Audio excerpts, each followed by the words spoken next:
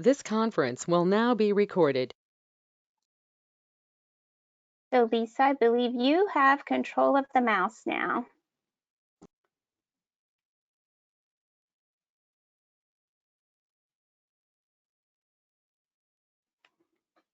Well, welcome everyone. We are thrilled that you're able to join us for our spring meeting. A little different than our usual PD webinar time that we have this time of year. Really wanted to give an opportunity for everyone to be able to touch base with each other, find out what's going on, and share a little bit about what some other folks are doing who have been on this journey with us. I wanted to start out by telling you we have a new Necessful member. And I'm not sure if Ayumi has made it on to the call yet, but Ayumi, if you are, we'll ask you to go ahead and activate your video camera if you have one and let everyone see you. But Ayumi is replacing our wonderful Ursula at the Minnesota Department of Education and has actually just processed her membership application this morning. So we did want to welcome Ayumi to her first Necessful interaction and look forward to having more conversations with her. Ayumi, are you on board yet? Yes, hello. Thank you for the welcome. I wasn't expecting it, so when I saw my name, oh, I'm there. Hello, everybody. My name is Ayumi Stockman. I am a new world languages specialist, and Ursula is still working with me, and I think she's not gonna go too far away anytime soon, I hope. And I was the world languages specialist with Minneapolis Public Schools for the last several years. And I am very looking forward to learning about the work that you guys do in this organization. Thank you very much. Welcome again, Ayumi. I know everyone is really looking forward to getting to know more about you. Before we get started and I turn things back over to Ophelia, I did just want to take one more moment and recognize the hard work that Ophelia has put into changing up our usual PD enterprise that we do here on in the spring, and is jumping in to try to do what we can to make it more interactive and the opportunity for members to really be able to participate more. And Ophelia has worked really hard to organize this around there. So we do appreciate your patience with us as we work through the kinks of trying to take our endeavor to this new kind of format. We're trying it out with GoToMeeting. We might you might see some future ones that we try out with some other platforms until we settle on what will work best to meet everyone's need. Because this is more of a meeting and not just a presentation, it was a great time to try this version out and see how it works. So again, thank you to Ophelia. She's also going to share some information about some other projects she's been working on. And thank you also to Patrick, who is doing that behind the scenes work and trying to keep the technology running for us. So without anything further, I'm going to turn it over to Ophelia to get us started for the day.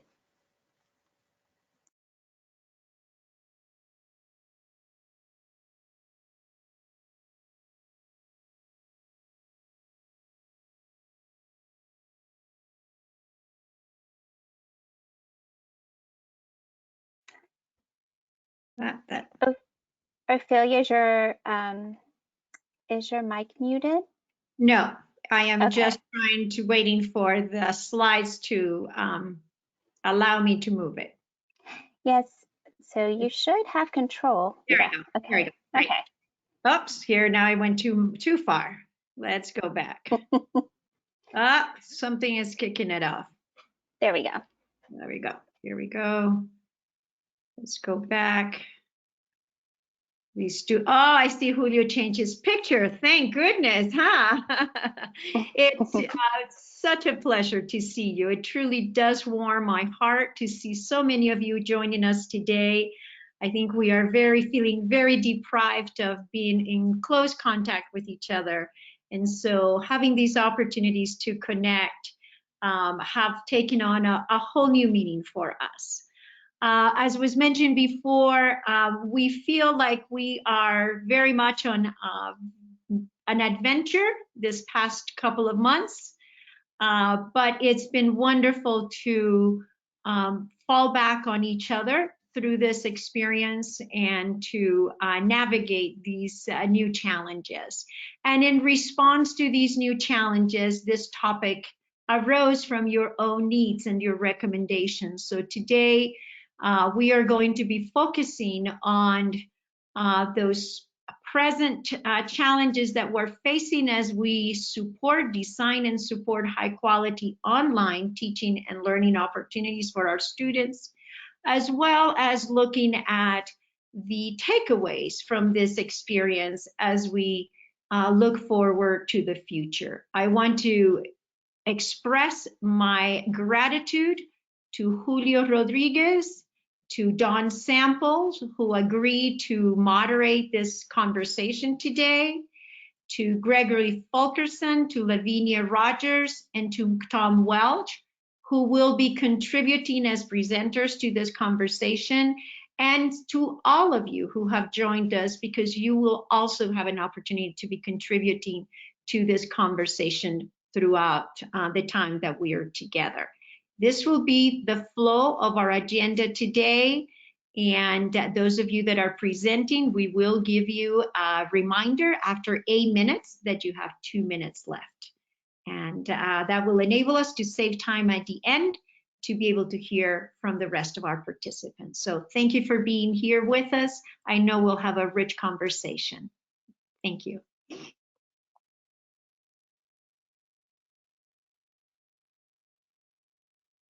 Well, I'll go first and just say that for myself and for Julio, I think both of us are very excited to be able to join you all today as moderators. For those of you that I may not know, I'm Dawn Samples, and I'm the Director for Professional Learning at Avant, but I've spent the last 15 years as a district supervisor in Lexington, South Carolina.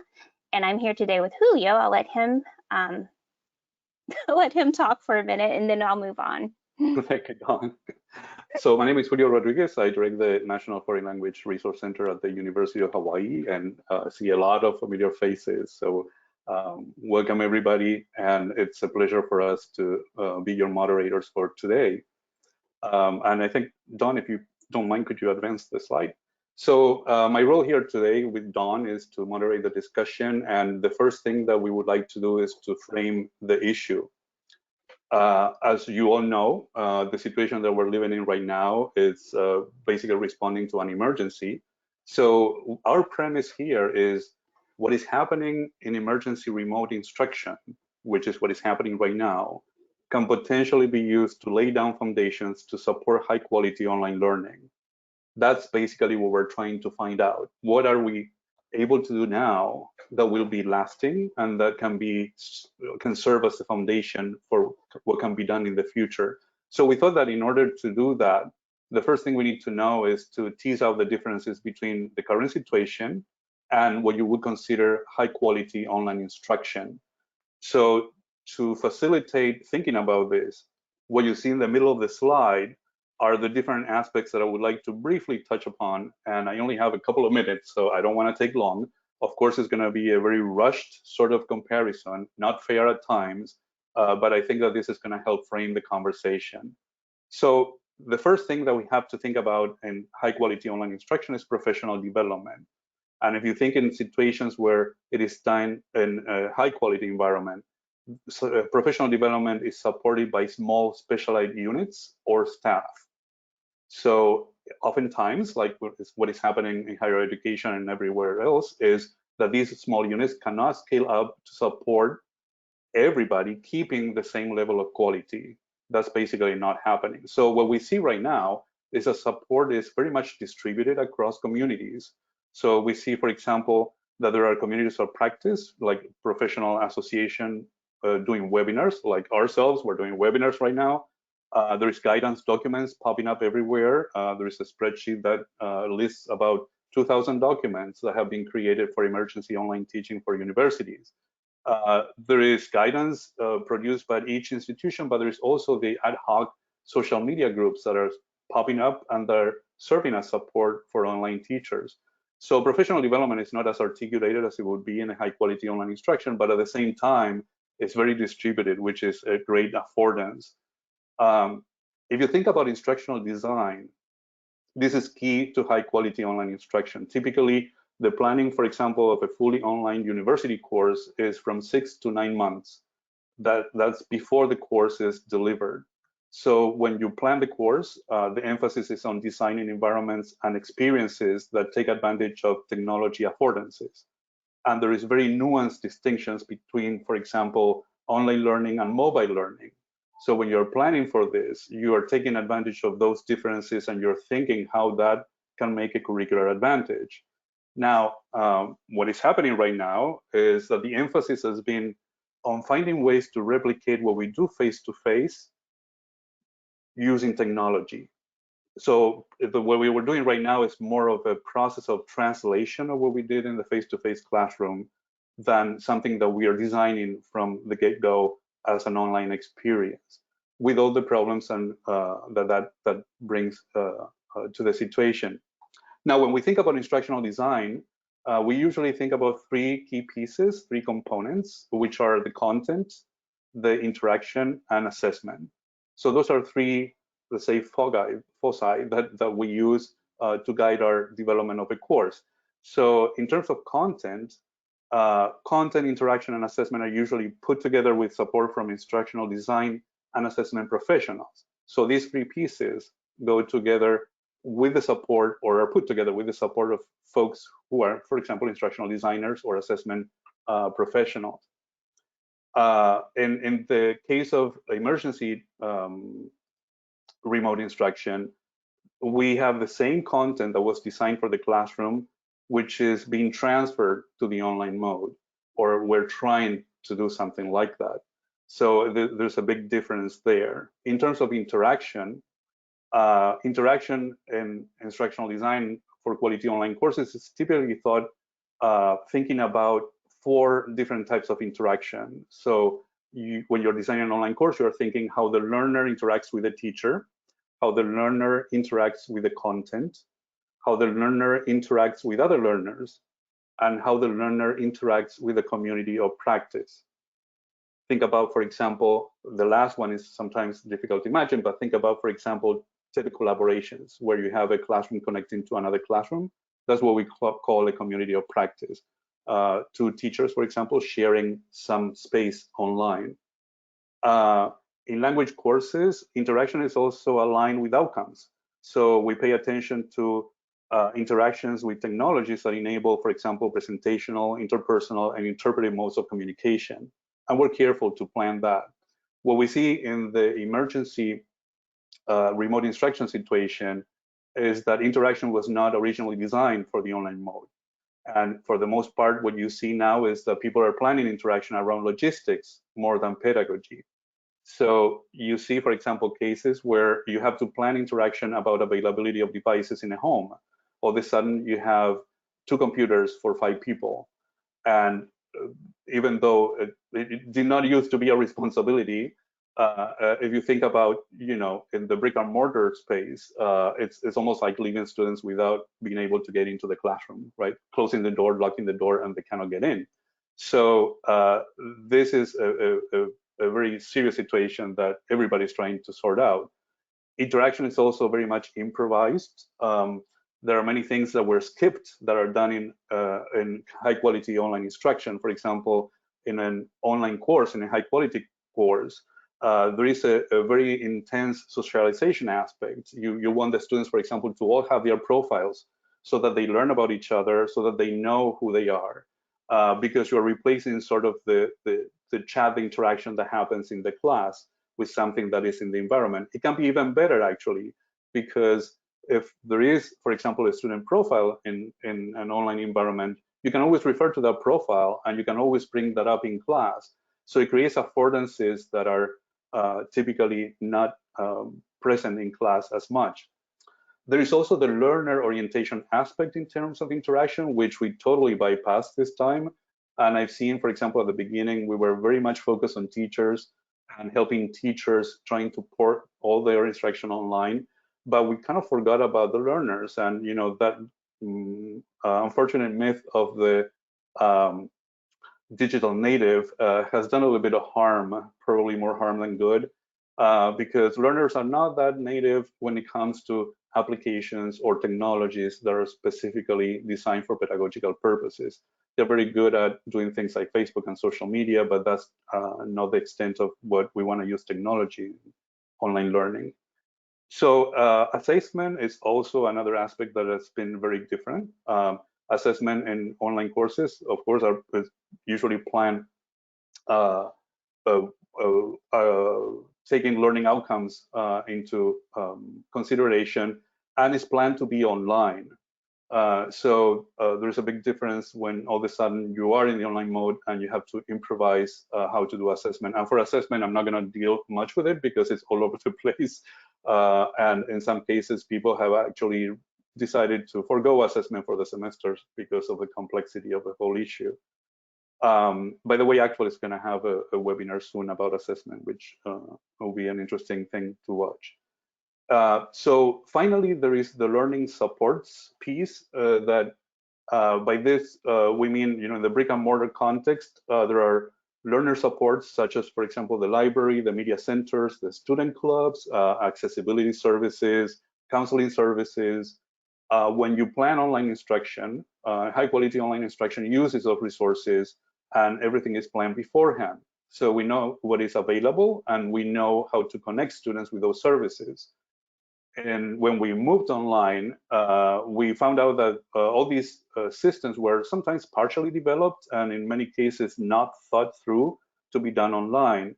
So we're kind of improvising in a way using communication such as, tools such as Zoom, for example, which are currently used, for example, for advising.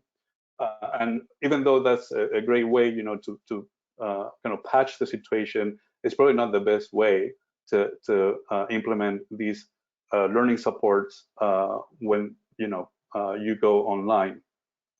And finally, the role of the private sector is also an interesting thing to watch. And typically, when you develop high-quality courses, the private sector involvement is goal-oriented, is based on technology affordances and needs, is curated by professional IT staff or professional instructional designers. The technology is selected taking into account best pedagogical practices, including, for example, things like accessibility and other factors such as data privacy. Those are important aspects of online learning. Now, what we're seeing in this situation right now is a little bit of the good, the bad, and the ugly. The good part is there's no string attached in many offers that some of these companies are now giving to teachers for their products. For example, there are products that were before at a fee. Now you can actually have access to those for a limited time, but there's no string attached. You don't have to enter a credit card number to use them. So that's a good thing. I mean, the private sector is helping us in that way. There is also the bad. There is some opportunistic marketing happening, and they don't do anything other than use the situation to promote the products, which is unfortunate. So there are some cases like that. And there is also the ugly. So we have had experience with folks who actually are price gouging and taking advantage of the situation to increase fees and do things that are not, usually fair in a regular market. So that's sort of the overview I wanted to give you of the issues that I think we probably have to think about when comparing these two things. Dawn and I thought that the conversation is going to probably be like a little bit pendulum, going from one to the other. So we just wanted to make everybody aware of the differences and to keep these in mind as the discussion happens. Now Dawn is going to follow up with a couple of questions that will frame the discussion. So thank you, Julio. So what we'd like to invite you to do is to take into consideration some of the things that Julio was just sharing with you about. And really, as you listen to our presenters today, be thinking of what they are presenting and considering what they're presenting through the lens of these two questions. So the first question that we have here is, what are we doing right now? Knowing that what we're doing right now is not the same thing in a remote learning environment as what we might be doing if this had been a planned occasion that the whole world was going to just go remote all of a sudden. It really is, as Julio was saying, an emergency remote setting. Students didn't sign up for this. Teachers didn't sign up for this. Teachers who were very tech savvy already have sort of adapted like ducks to water. And others have really been struggling. And so state supervisors, you guys, district supervisors, department chairs, everyone has been all hands on deck to address what we're doing right now. And we want to make sure and consider that our focus has to still be on effective instruction. There's a lot of tools and resources and websites and links, but we can get overwhelmed with all of that and lose some of our best practices if we're not really careful. So what are we doing right now? And how do we learn from this for the future? I was sharing with Ophelia and Patrick and Julio yesterday. I'm actually really excited that that a lot of things have been disrupted because of this. There are a lot of things about education in general that has been broken for a long time that maybe, you know, sometimes you have to burn something down to build it back up. So how can we learn from this experience to make the learning, the engagement, the effectiveness of our instruction just more of a focal point as we move forward from the tools that we're using? So as our presenters present, if we can think about framing our thinking around their presentations, around what we are doing right now and how can we learn from this for the future, so we can plan to make this an opportunity and celebrate that this situation we find ourselves in to build something new. So if you, just as a reminder, if you guys have discussions, to use the back channel for that. If you have a specific question while someone is presenting that you would like for us to make sure and bring up during our discussion, or for a presenter to get back with you about, you can put that in the chat, and we will use the chat, that's the feature in GoToMeeting, as our Q&A and discussion on the back channel. So without further ado, I am going to pass the remote baton to Gregory Fulkerson, who should now have control so that you can click. And we will keep going with Gregory. It's all yours. Thanks, Dawn. If I could, is this working? Let's see.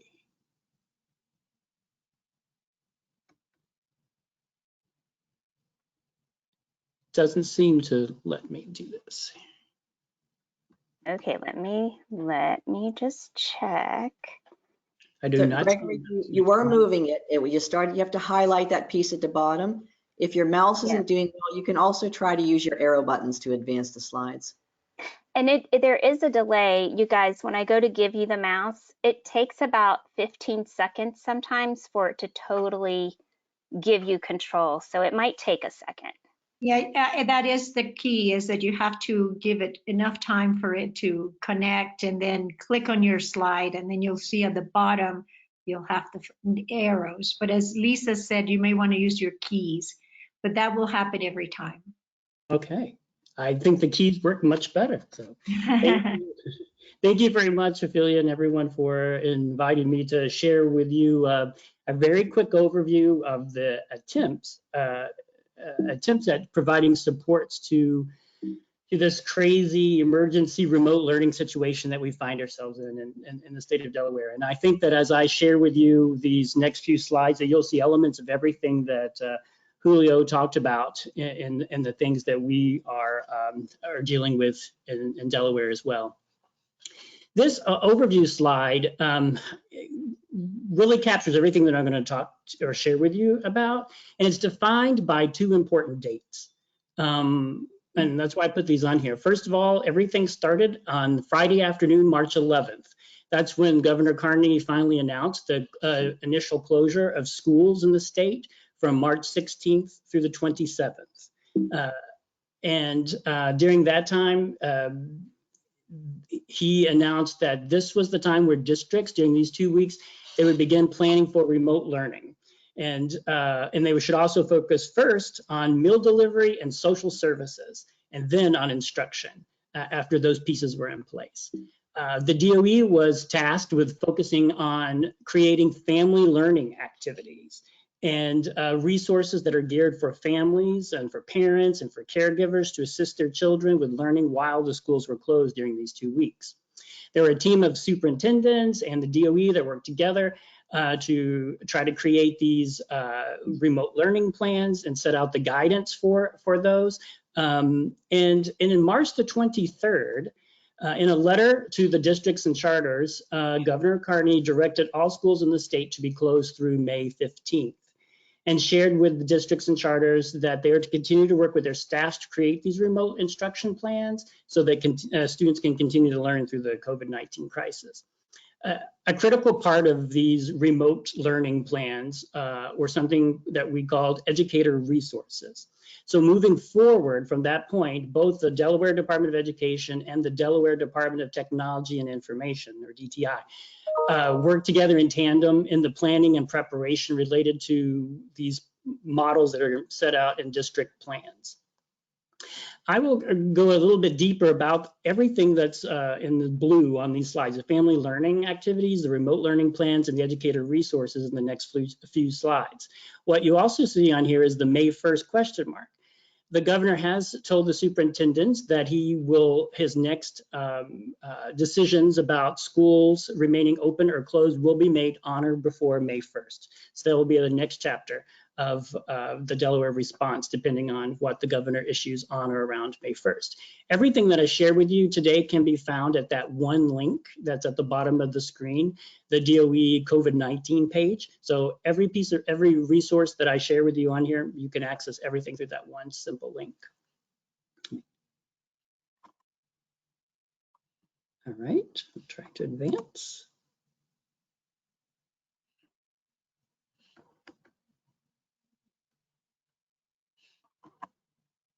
Okay, so the DOE's first charge was to create lists of family learning activities.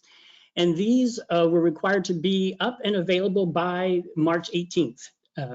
So you can see that was quite a fast turnaround time. And these resources had to focus, as I said, on parents or caregivers assisting their children with learning while schools were closed.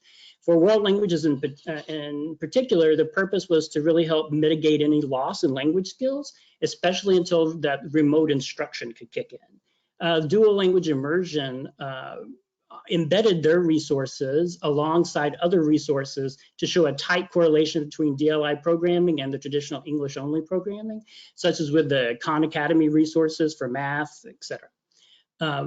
I was able to create our initial list of resources very quickly, thanks to the Necessful Resource Bank and list that came out. I think it came out on March 16th, which helped tremendously to get this ready for March the 18th.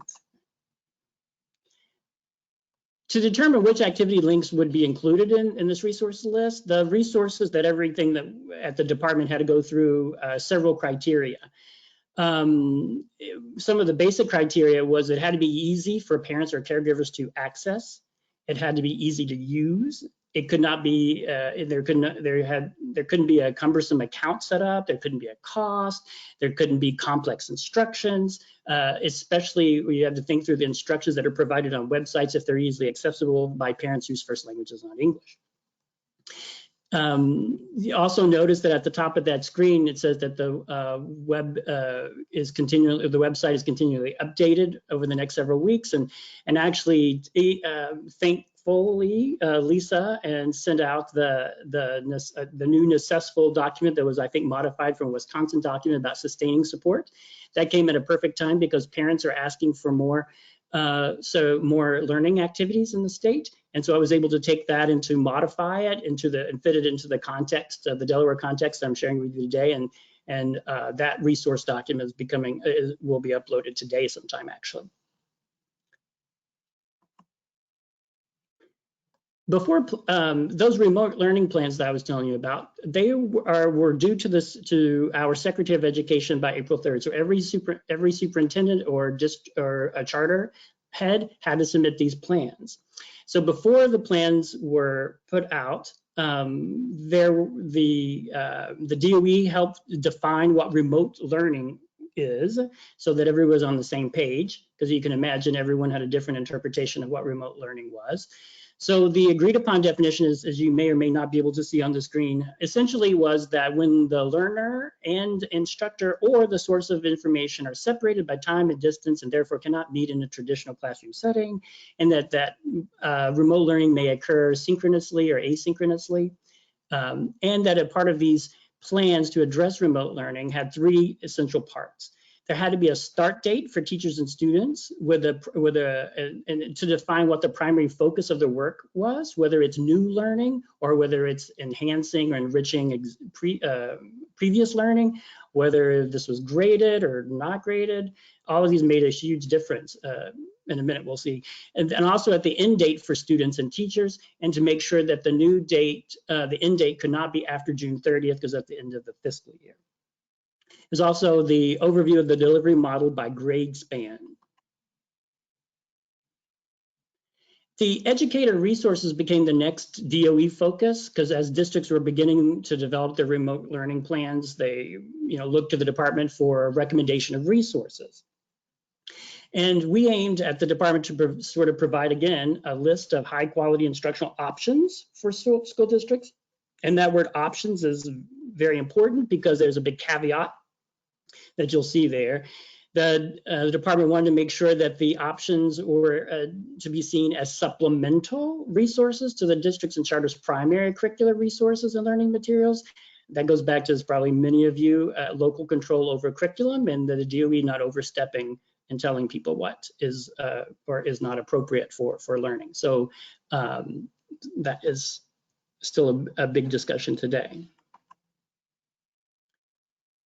The DOE's educator resources that you will find on the website are really divided into three big parts. One is the planning considerations for designing remote learning environments. And this is a part that I think was underutilized, as well as equity and access information, and then an instructional resources section, which are content specific resources that's where you would find specific things for world languages and dual language immersion.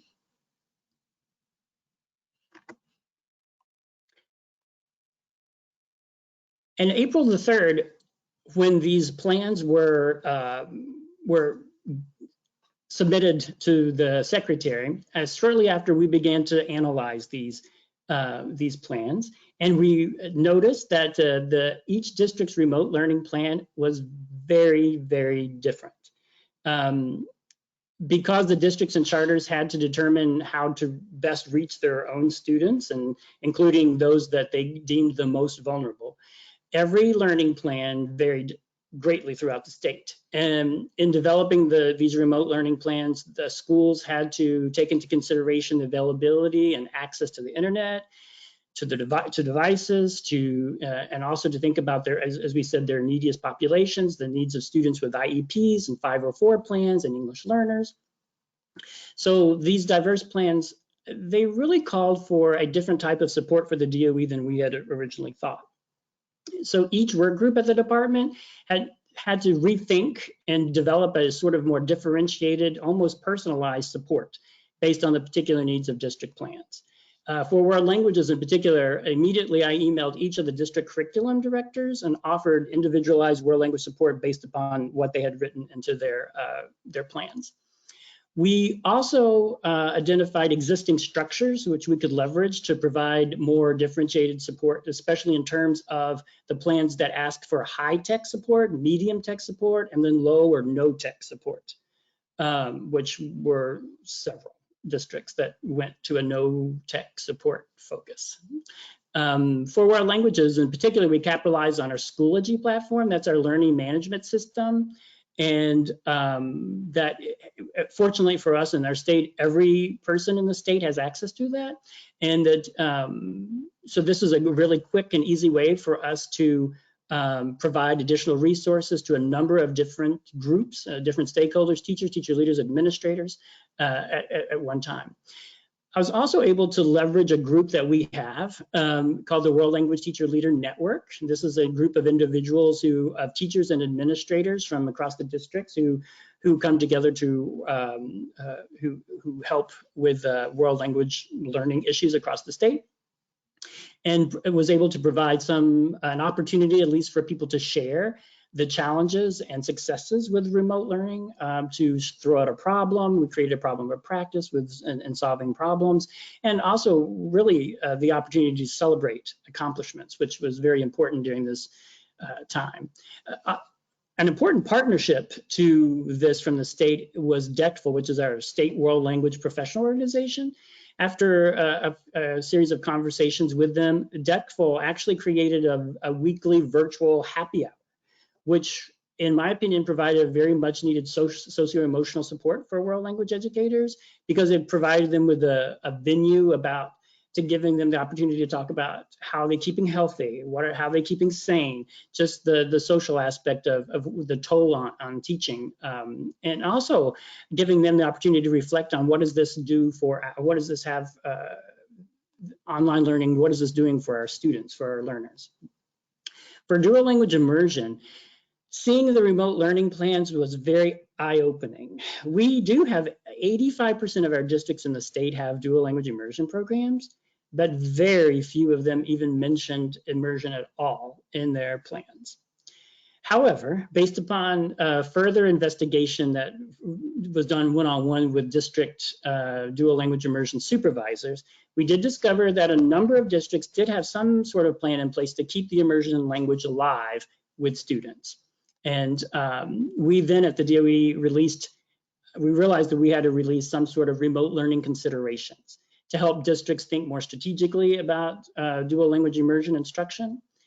We were also fortunate enough to have coaches, DLI coaches, in each of our counties. And so these coaches were able to provide virtual PLCs to help teachers plan across schools and to plan across grade levels, across schools. And also Lynn Fulton Archer, who oversees our immersion programs, also was able to capitalize on our IPAC, which are Immersion Principal Administrator Cadre, structure to make sure that administrators in the state have these particular opportunities to share and strategize DLI learning structures that seem to work. And as my last slide, just wanted to show you two slides from the last IPAC meeting that Lynn did share, the overview of the remote learning considerations and those DLI team supports that I just talked to you about. So this really concludes the very brief overview of our attempt to provide resources and supports from the Delaware perspective. So thank you. Thank you so much, Gregory. And thank you to those of you who are contributing questions and comments on the back channel as well. I am going to give Lavinia control of the mouse now. So I'm going to pass the baton to you. Lavinia, are you on a desktop? Yes, I am. Okay, so I just sent you a request. There you go. I think you have control now. So you are free to go ahead. Good afternoon, everyone. Thank you, Ophelia, and all the meeting organizers for inviting me to talk about what the Maine Department of Education has been doing. I am waiting for the control to allow me to move it forward. Yeah, you should have control. If you don't, if for some reason it doesn't work, I can move them for you. If you're not able to control it in just a minute, but you should have access to it. Would you mind moving it forward? Because I've tried. Sure, I can do that. You just tell me when to go. All right, go ahead. So just some context. As the World Language Specialist at the Maine Department of Education, I only support world language programs K through 12 and partner with our international partners to provide opportunities for teachers and students. I'm not directly responsible for supporting the one bilingual program, public bilingual program that we have in the state. I also wanted to just kind of provide some of the dates that framed the conversation for what was happening in Maine. And so Maine is a local control state. And you may have heard that Maine has a lot of one-to-one technology. However, despite that, we were no more prepared than anyone else to shift to remote learning, mostly because we don't have one-to-one technology for all of our grades. We don't have uniform access across the state. And just because you have a tablet or something that you can bring home doesn't mean that you have internet access or cell service to be able to access any online documents. And so we also have the full spectrum of tech integration amongst our world language teachers. We have world language teachers that have not used technology up until now, and then some that made a seamless transition into remote learning. As you can tell by the slide, we are currently looking at finishing the school year remotely. And a lot of school districts have followed this recommendation from our Commissioner of Education, Commissioner Macon, in keeping our schools remote for the remainder of the year. At the bottom of the slide, you do have a link to the overall DOE COVID response. I have provided some additional links in the presentation specific to world language. Dawn, if you can go ahead and advance that. So we looked at this as several phases, and throughout the in each of these phases are looking at being able to differentiate for the myriad of educational situations as well as the myriad of expertise in the field amongst our educators, and to be as responsive as possible, which, as you can imagine, working for a government, being as responsive as possible is a challenge, but we are really holding ourselves to be that, to be responsive to the needs of our field. And for myself, as we went through all these phases, it wasn't so much about, it is just as important as providing all of those resources, is providing the rationale and the process, so that it's not, so that teachers understand the thinking behind all of the items that are being provided for them. I realized when I put together this slide that this makes this look like this is a very linear process, that we're going to phase 1, check, now we're in phase 2, now we're in phase 3, and that is not actually the case. If I had to redo this image, it probably would look more like a spiral upwards of these 4 things. If I had to look at my work today, I would say I've done something in each one of these phases, and will probably continue to do so for the foreseeable future. And a lot of those items will continue throughout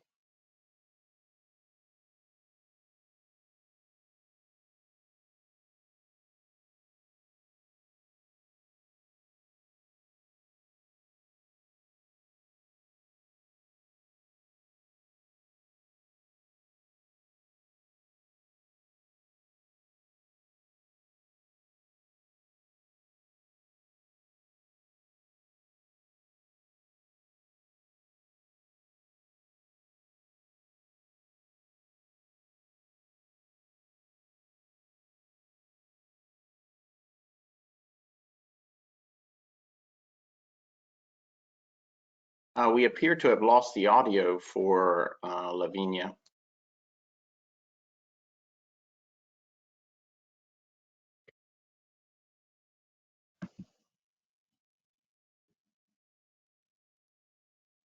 Lavinia, if you can hear us, and we're not able to hear you yet right now, we had lost audio. Can you say something or type in the chat to let us know if you can hear us?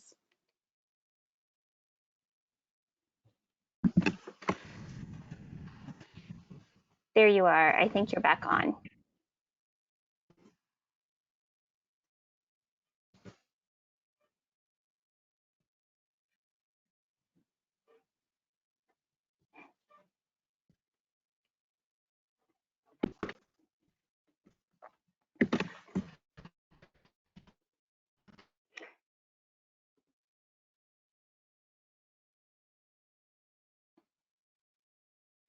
So it looks like from what I can see that Lavinia lost audio again.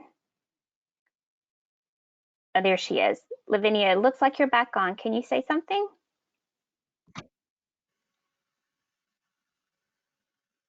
I hear something. Can you hear me now? Yes, there you go. Can you hear me now? I can. Okay.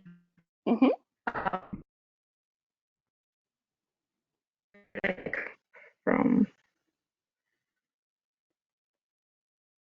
I think you're breaking up on us.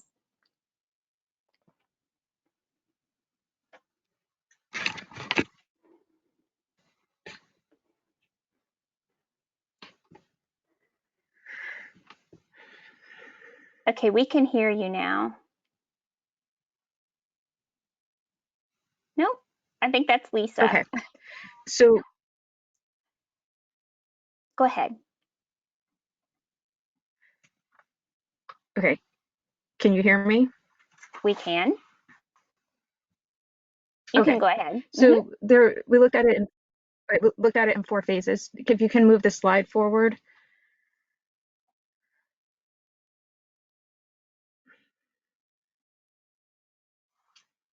So in phase 1, with all the explosion of links being shared, we really wanted to be the link rather than sharing all of the links that were inundating us as well as our educators.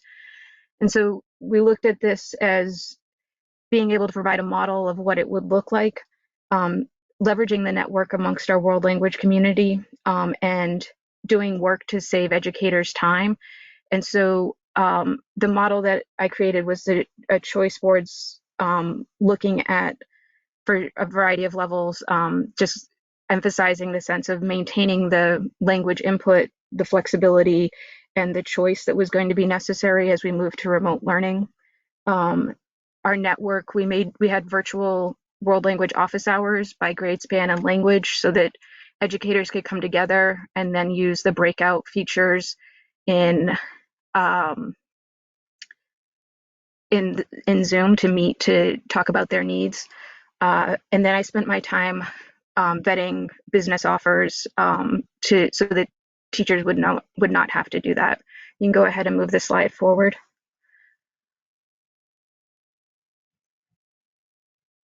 One of the things that Don, can you move the slide forward?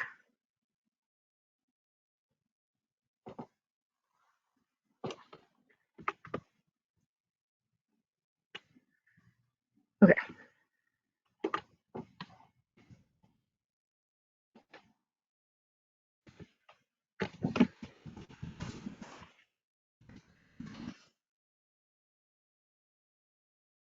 So in phase 2, we talked about leveraging what we know. A lot of educators were being overwhelmed, feeling that they had to try new things. And we really messaged to our educators, if you haven't been using technology before, this is a really stressful time to start using technology, and really wanted to emphasize that both they and the students needed to be familiar with the technology, especially since students would be working on it on their own. And so we provided some help from educators who were familiar with certain platforms and leveraged their expertise to give PD to the rest of the field. We also compiled all the webinars that have been done by our partner organizations, and then have added a section about maintaining remote learning, because many of our school districts went into this thinking that they would be out for 2 weeks and then they would be back, and that's clearly not the case. In phase 3, we, again, differentiating for all the needs within our communities, really went into a no and low tech aspect. So making sure that we had kits that were ready to go for not only teachers whose students had little or no technology, but also for parents. And part of that has been creating integrated kits for parents to be able to take straight from our website and use with their students if they are not receiving anything from their school district, or if they want to supplement what they are receiving. In addition to that, some of us might be familiar with this SMAR model that for integrating technology. We've been focusing on kind of doing the opposite for some of our new teachers who may not have had the experience of teaching without technology, to help them to realize that they don't have to recreate something new to do the no and low tech, but they can simply adapt what they're already doing from a high tech environment to a low tech environment. And then the phase 4 is providing PD for our teachers. So whether that's PD that the Department of Education is doing, or whether it's partnering with our local partners, such as the Holocaust and Human Rights Center or some of our museums, about what resources they have that could be leveraged by world language teachers around teaching language and culture, and our international partners as well. The last slide, which you will see, I guess, when you get access to the slide deck, is that while we're talking about 4 different phases, we also recognize that there's going to be more phases to this. Most notably, how are we going to close out the school year? And what is the fall going to look like in terms of whether we'll be welcoming students back to school or whether we'll be continuing with remote instruction?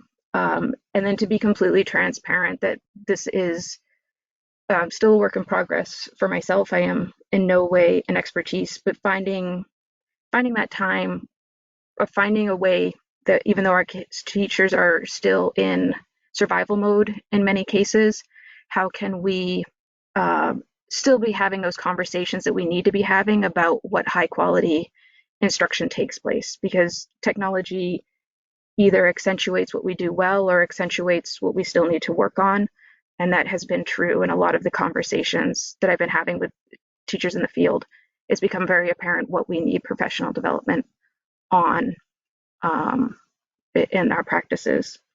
That's the end of my presentation.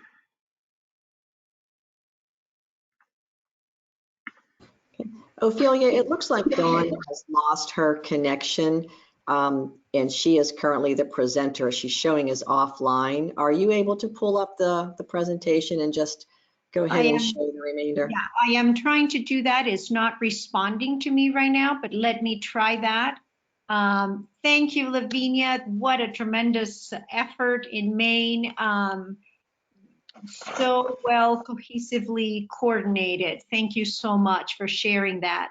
Tom, if I could ask you to start with your presentation, I am going to try to get these slides moved so that we don't waste time for that gap as I work that out. If you can start doing the framing of your presentation, I'll start working on the slides, okay? All right. Can anybody hear me? Give me a thumbs up or, okay. All right. So my time today with you is going to be pretty brief because it's, for one thing, very different from the sort of presentations that you've had so far. Our group, just for a quick background, grew out of the table talks at our annual meeting, and we self-organized a group that was really focused on how do we cooperate with outside partners to help us move language learning, language use forward. And so, let's see, is it just me or are there no slides up right now? Okay.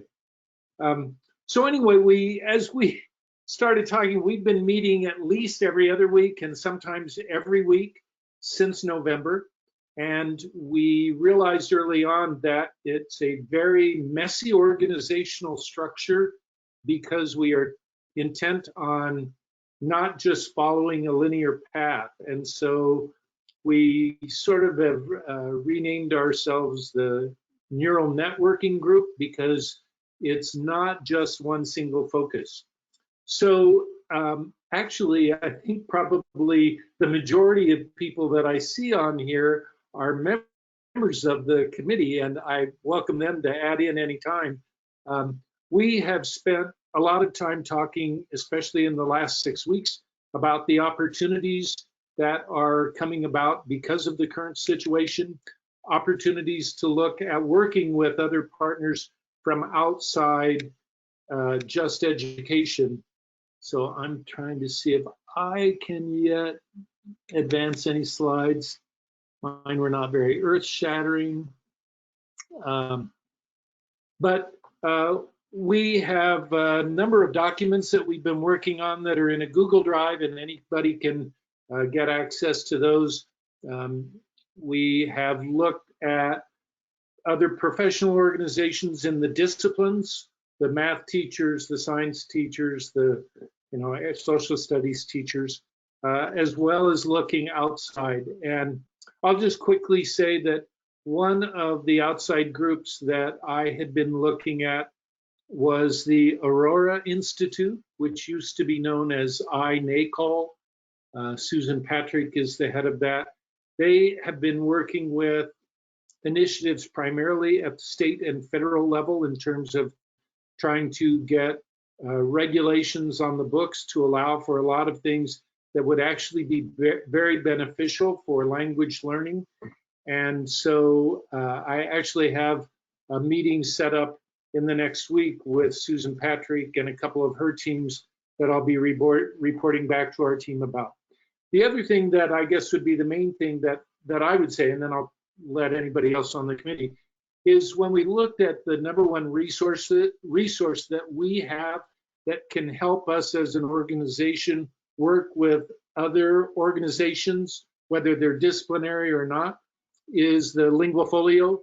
And that provides such a wealth of understanding about language and language learning and increasing language proficiency that can then be used by any other discipline with our help, without our help, or whatever. So I guess that's a real quick nutshell, and certainly not 10 minutes worth, but Duarte or Michelle or Dessa, click on your mic and add. Duarte also suggested in an email that I'm sorry I didn't see until today that we would invite some guests, like some students for whom things had not worked well, as well as some other folks, and I'll be talking with our members, our committee members, about doing that. Who else wants to point in? We're ongoing with our work. That's what I would say. This is Michelle. So yeah, it's been great meeting with everybody, and I'm also on the PLPL committee too. So it's been kind of fun to parallelly be thinking currently, like, what do we do with LinguaFolio at this point, and then having this neural network that's a little broader in what we're looking at. But I'm thinking about, like take Zoom, for example. Part of the reason in my experience that Zoom took off right away when people started needing to do stuff right now is that a lot of us had been using it for a year or two already for collaborations and meetings that we had. So there was already a base of like people convinced that this can work. And I think part of what we're missing with LinguaFolio Online is that kind of collective sense of what it looks like when we're using it effectively.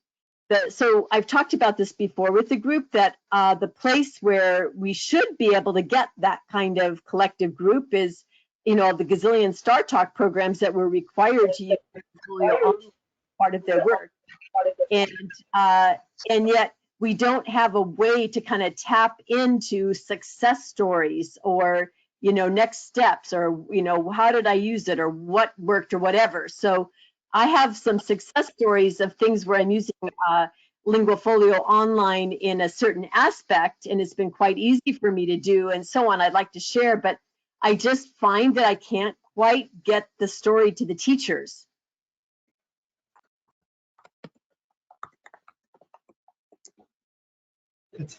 All right, that's that gap that we find ourselves trying to bridge, is the bridge between policies and opportunities and even other disciplines and what's happening in the classrooms with the teachers. So part of what I think our group is trying to do is figure out where some of those connecting points might be.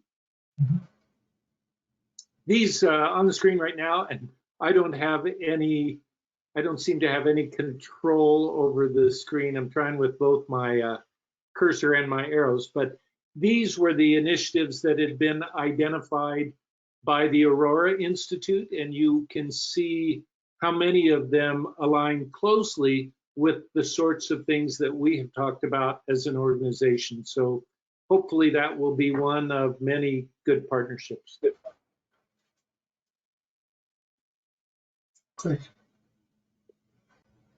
Yeah, so this is the road ahead. We're going to keep meeting, kind of more of the same, and we will keep looking at other groups to see what's going on with them. Any questions for our group from other members? I will make a comment though, Tom. I've got to say that I think the work that your group has stepped up and started doing has been really phenomenal for the organization in terms of the conversation that's taking place.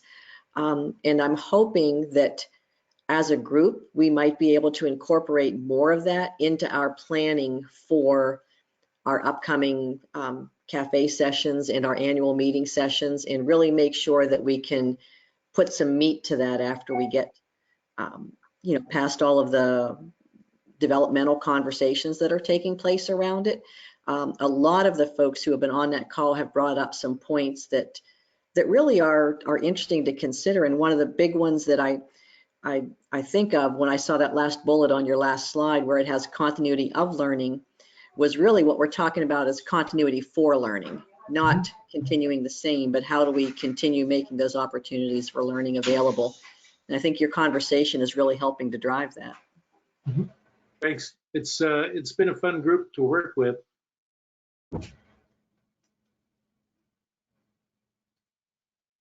Right. So it seems that there is a couple of topics that popped up in the chat while people were presenting. And one of those is the kind of things that we can do to help parents overcome the barriers that they are confronting right now. So it seems that the home now is such a big support system, and parents are a crucial element within that. So I was wondering if somebody could give us a little bit of an update on what your states are doing, or what you think personally could be done.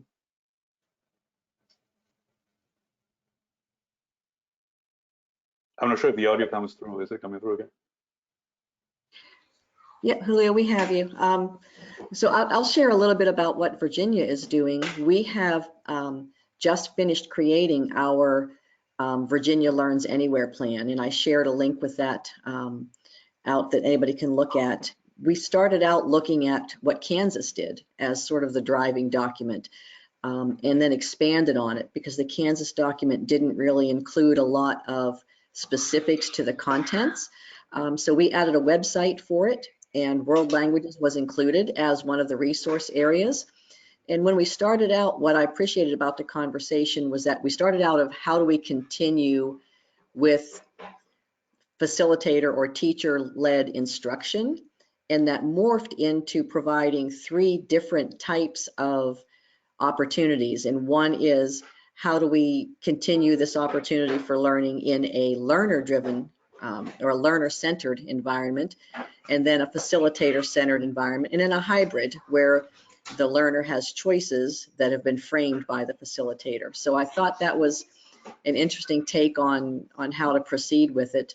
And then we have some supporting efforts going on, similar to what Lavinia was talking about, areas of PD that we'll be addressing, and then conversations with our institutions of higher education to provide a mentorship program to deal with both the social emotional needs that are going to be there for the teachers when they start to return, as well as how to deal with some of these gaps that are going to occur when we decide to move forward. Virginia did make the decision to stop testing for this year, so we were one of those states that went with the no assessment. So we won't have baseline data in that way, and I've been encouraging the ones that I talk with to look at different kinds of baseline data, how we can mentor teachers to help students through progress on their learning path and growth opportunities rather than just how they've scored on an end of course test. So that's some of the things going on the Virginia side. Would anyone else would like to jump in on this topic? Well, I'll just jump in quickly for Georgia, just to FYI. So like many of you, we adjusted on the fly. I would say that we're kind of getting our legs more under us with each passing day, it seems. But there is still a lot of work to be done. We see, I was mentioning in the back channel too, things like retaining and hiring quality teachers during a time, during a time of great recruitment for systems across the state. Also, I think there's a budgetary flux that will come with time, so building up the navigating that. I think we just basically took a lot of our things as much as possible to continue them forward, but we also, so adapting, like SEAL, being flexible and responsible, our superintendent took the approach of compassion over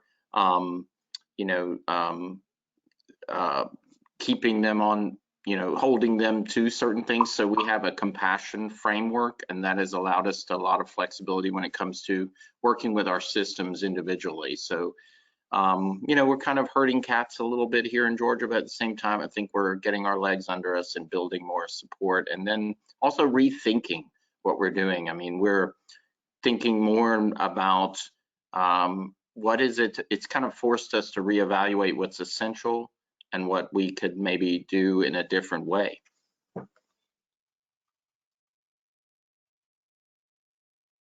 This is Michelle. I'm wondering if any of you guys are hearing conversations in your states. I just had a conversation with the person who replaced me in Seattle School District on yesterday. Because the state has stopped testing, for example, and then already you didn't have AP and IB tests, the question about students earning the seal of biliteracy, for example, has come up. And so normally there were a lot of seniors who might have been waiting for AP or IB test results. Some of them have test results from earlier, perhaps, if they did stamp tests earlier in their career. But there's that sense in this where the interesting question about equity. So you can do proctored testing with LTI and with Avant, for example. But the question is, who would step forward to do that?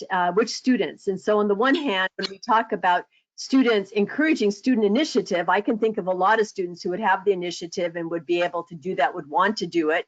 We even talked with that about whether if schools are basically closed, but they're operating daycare centers, there's plenty of places where there's a computer, and you could, for specific seniors, for example, who wanted to come in and test, as long as somebody would come and help open the door or something, they could get access to technology. But how do you frame that? How do you contact and make the opportunity available? Is it a priority? It's a not required thing, but it's an awfully nice to have thing. And so just wondering if that topic about when you don't test, you don't have evidence for the seal of biliteracy. Thanks, Michelle. I think Susie had an update to share. Are you able to, from California?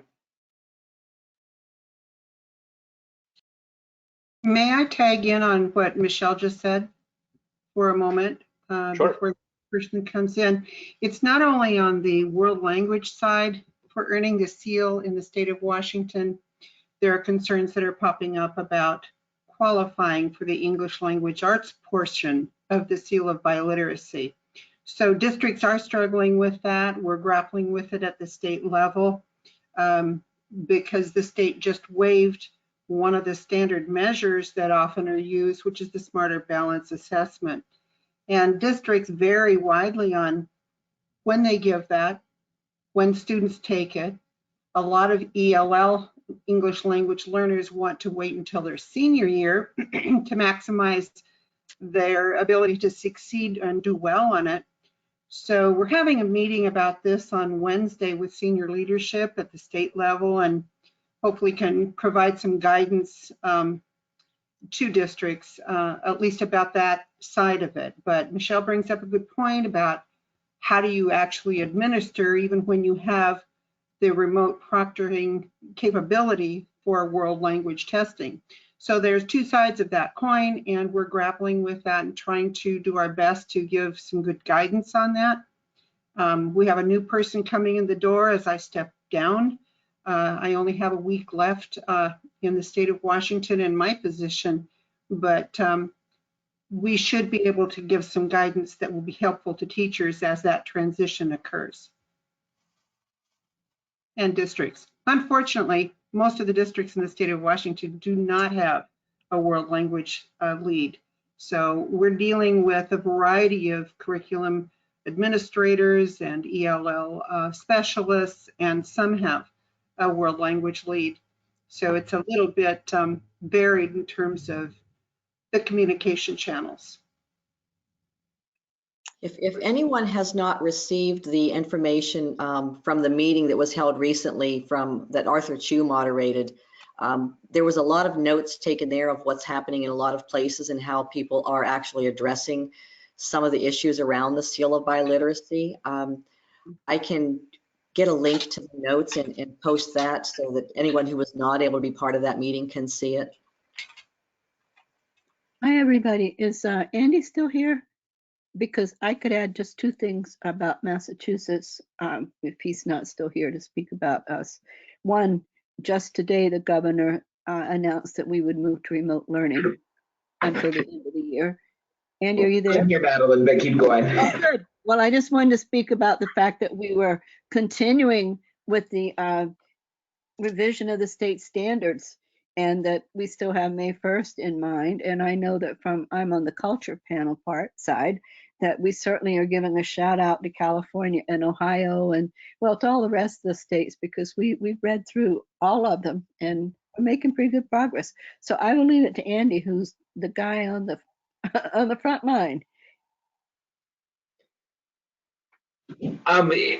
Honestly, it's all been our teams who have just done a great job.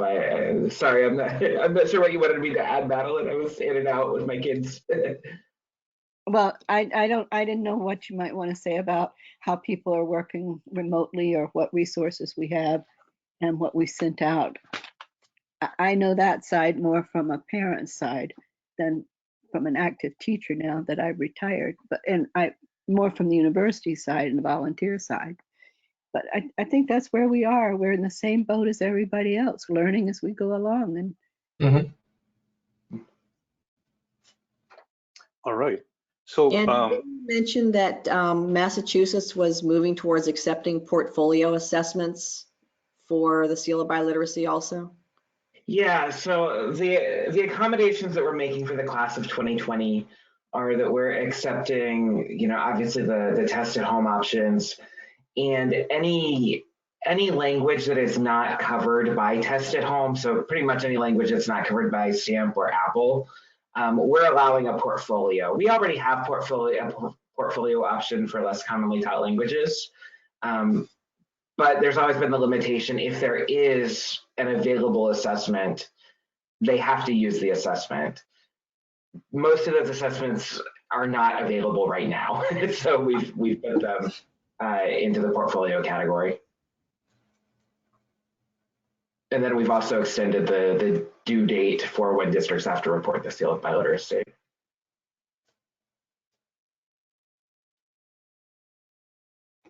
all right. Okay. I think that Dawn is still trying to get on, but I'm back. I'm back. But I'm back. Also, there are two quick announcements as we go. One is from JNCL. Bill Rivers said that they'll be sending a survey out tomorrow asking for evidence of the financial damage. Somebody also mentioned financial consequences of this. So that's going to be interesting to follow up on.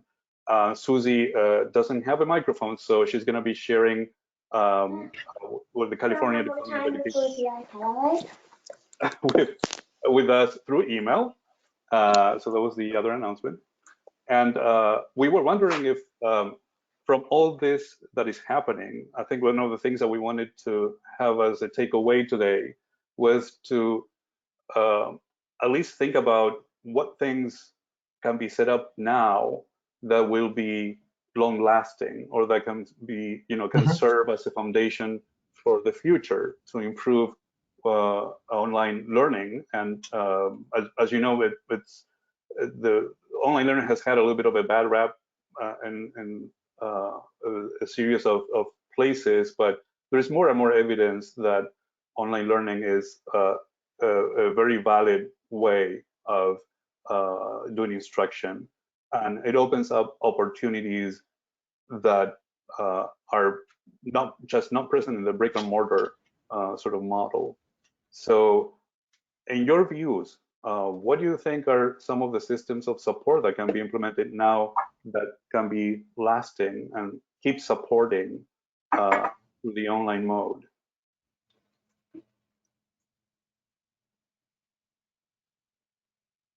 This is Michelle. I have to leave to go wave to my mom in the window shortly. But I just wanted to say, I just keep coming back to that one from Maine, be the link, don't share the link.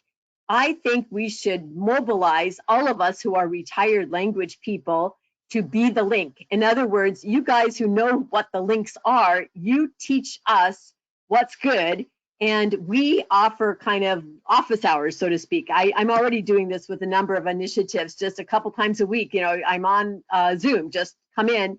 And what I'm finding with both students and teachers, like working on this global competence certificate, that when we can talk first and then I can show them things that have links, they get excited about doing something. And so I feel like a lot of what's happened is that we've led with the links instead of being the links. I totally agree with that main perspective. So I've got my marching orders. I'm going to see among our waffled folks, we have a lot of people that have retired or are retiring, and see if we can mobilize ourselves better to support the language teachers in Washington in that way. That's awesome, Michelle. Thanks so much for bringing that point up. I think it's great. And I just wanted to say before you leave, I have been so inspired and loved seeing you with your daily pictures with your mom and how you're dealing with this separation to go through there. And you've really been an inspiration for us, at least for me, sitting here at home.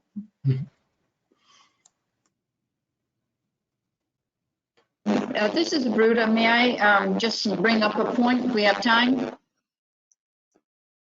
Yes, go ahead.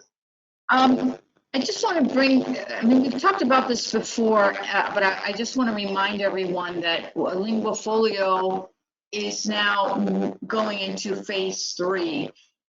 We've revamped the philosophical premise, we've streamlined it, and Stephanie Knight is leading the charge for phase 3. And I think phase 3 has a lot to do with what we do in the future, because we have developed a learner profile.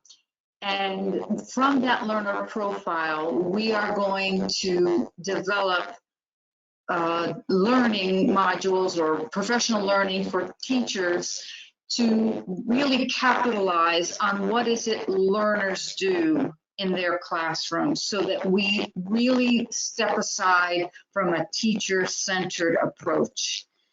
And I think that once we have some of this developed, and the rest of the membership can see the direction in which we are going, I think this will be a call for everyone in whatever capacity they have in their individual states to promote this shift in really what is learning and not teaching.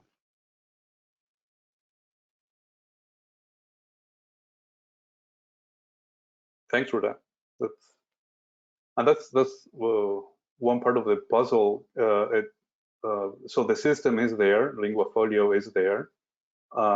Are the other pieces needed for a more learner-centered instruction kind of model to actually come through? Just having the tool is not going to make a difference, right? There needs to be the professional development part and having a common understanding of how this could be used in a more learner-centered model.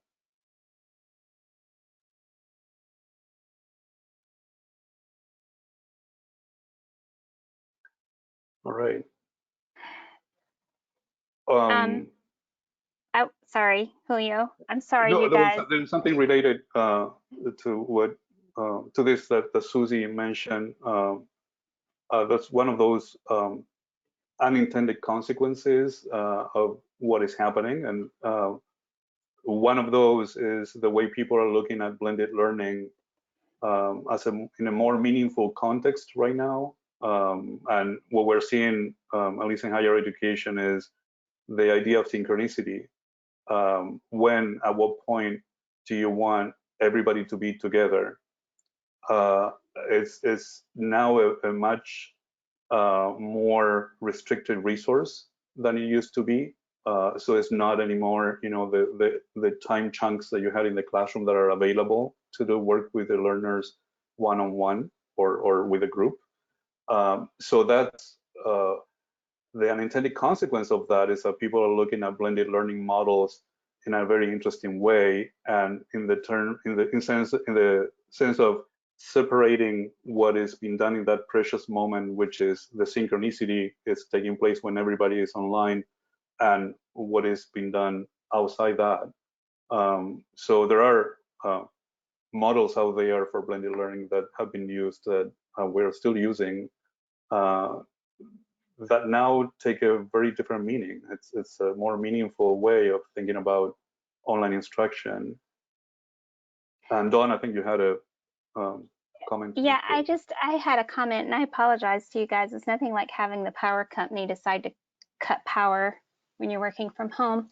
So I'm sorry. I'm sorry about my exit.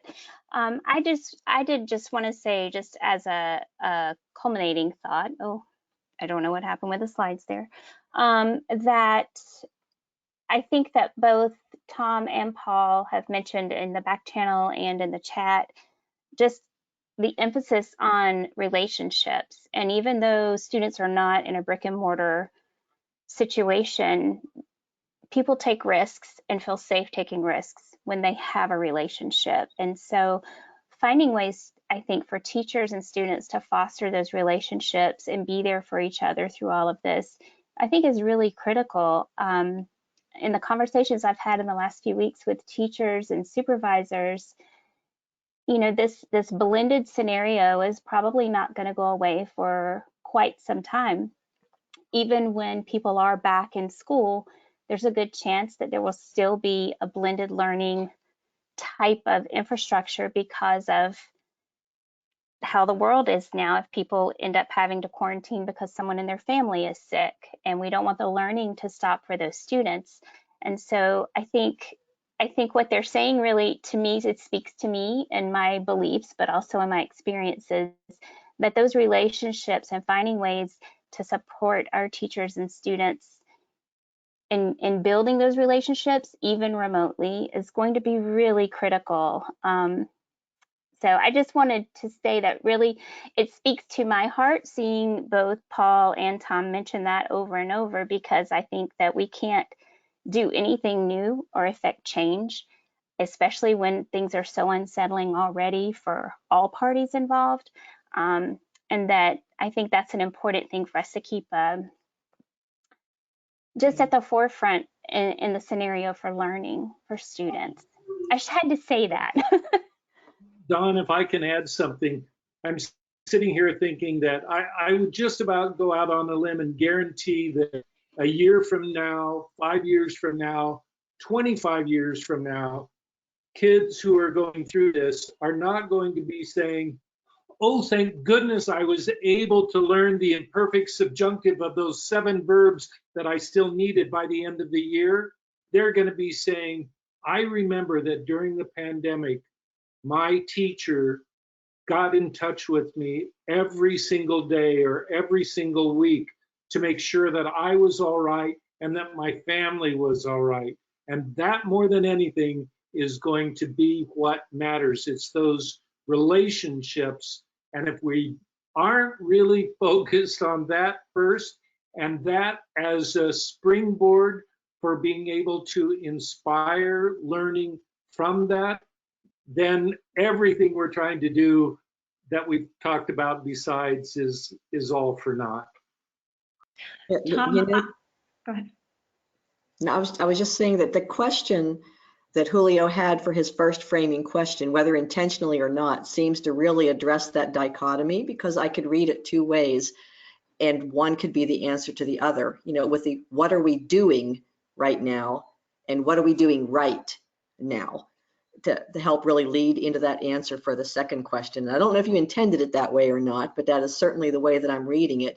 And I think that relationship piece is one that's going to be key to addressing the what are we doing for the emergency and what are we doing right that we can use moving forward. Tom, and I'd like to piggyback on your comment. As we've been trying to navigate these challenges, all of the challenges that have come with this crisis, we went back and looked at the literature of other circumstances where schools have been shut down for extended period of time and tried to glean some learning from their experience, and unanimously the response from both teachers, administrators, parents, and students reflecting on that experience was all about what you just so articulately communicated. It was all about relationships. They did not remember what was taught or what they missed learning, but they did remember the relationships that were strengthened and built through that time of crisis as teachers reached out to them on a regular basis. So based on that, as we have been trying to roll out a support plan for our teachers, we have built a recommended schedule and highlighted in that priority is for them to connect with their students on a daily basis on a asynchronous environment that can be recorded for those students that cannot access this at that time and have to do it asynchronously.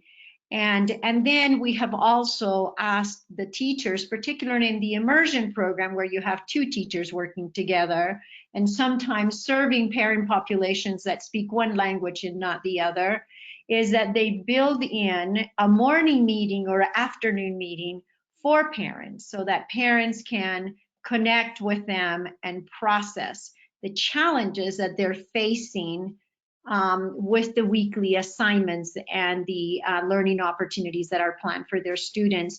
And what I'm hearing from those reports is that there are some really very great opportunities to build relationship with parents in a whole new dimension now, because the parents have a greater need to connect with the teachers and the teachers are making themselves available to respond to the parents. So just wanted to add that.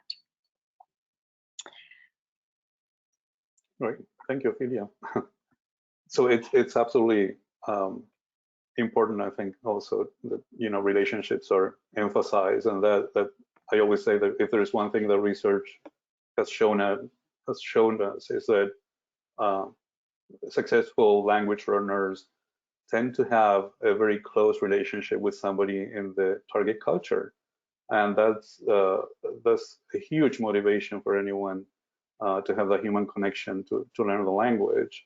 The opportunities we have right now are also immense. So if you think about telecollaborations, for example, because everybody is kind of in the same boat, and I never heard so much about, for example, colleagues who are teaching in Argentina about trying to do exchanges and trying to connect so that they are not now the center of attention, but they want to hear about experiences from other students who are learning English around the world.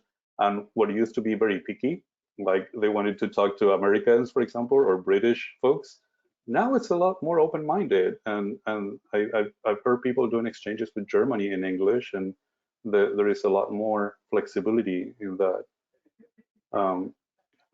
But it's, I guess the million-dollar question remains to be answered. What are we doing right right now? And in part, I think a safe bet is what Tom was saying, is investing on relationships is one of those things that is happening, or I see happening a lot, and is going to have a huge reward if we continue to do so. There is another announcement. Tom actually put that out. Do you want to? I saw it pass by. There is another meeting of the Neural group tomorrow for those of you who are interested in joining the group. I guess contact Tom and you can give them details. And Dawn, is there anything else that you would like to bring up? I don't think so. I do know that Ophelia and Julio and Patrick and I are going to be working on the documents with the questions that were raised and comments that were raised that I think Ophelia will be sharing with you when the recording is posted. So you can be looking for that. And Ophelia, I think you had some announcements for us that you wanted to share. I do. Let me see if I'm muted here. Hang on just a second. You can hear me.